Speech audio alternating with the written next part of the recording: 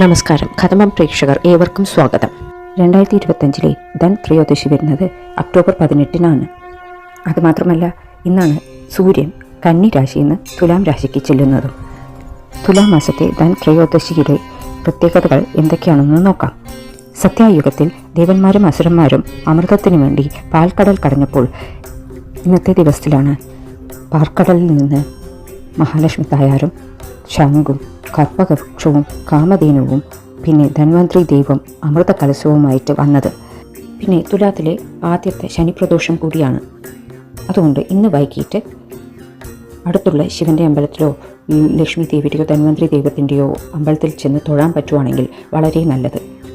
പലർക്കും പല സാഹചര്യം കാരണം അമ്പലത്തിൽ ചെല്ലാൻ പറ്റുന്നില്ല എങ്കിൽ നമ്മൾക്ക് വീട്ടിൽ തന്നെ സന്ധ്യാനേരത്ത് യമദീപം തെക്ക് പടിഞ്ഞാറ് മൂലയിൽ വയ്ക്കുകയും പിന്നെ വീട്ടിന് മുമ്പ് 2 വിളക്ക് തെളിയിക്കുകയും ചെയ്യുക. പറ്റുന്നവർ ചെയ്താൽ മതി കേട്ടോ. കാരണം പലരും പല നാട്ടിലാണ്, പലരും പല സാഹചര്യത്തിലാണ്. അപ്പോൾ നിങ്ങൾക്ക് പറ്റുമെങ്കിൽ ചെയ്യുക. അല്ലെങ്കിൽ വീട്ടിനകത്ത് തന്നെ തെക്ക് പടിഞ്ഞാറ് ഭാഗത്ത് ഒരു വിളക്ക് തെളിയിച്ച് അതിനുശേഷം ലക്ഷ്മി ദേവിക്കും ധന്വന്ത്രി ദൈവത്തിനും എന്തെങ്കിലും ഒരു സ്വീറ്റ് അല്ലെങ്കിൽ അവിൽ നനച്ചത് വെച്ച് ചെന്താമര കിട്ടിയാൽ നന്ന്, അല്ലെങ്കിൽ തുളസി വെച്ച്, അല്ലെങ്കിലോ മണമുള്ള മുല്ലപ്പൂ വെച്ച് അർച്ചിക്കാവുന്നതാണ്.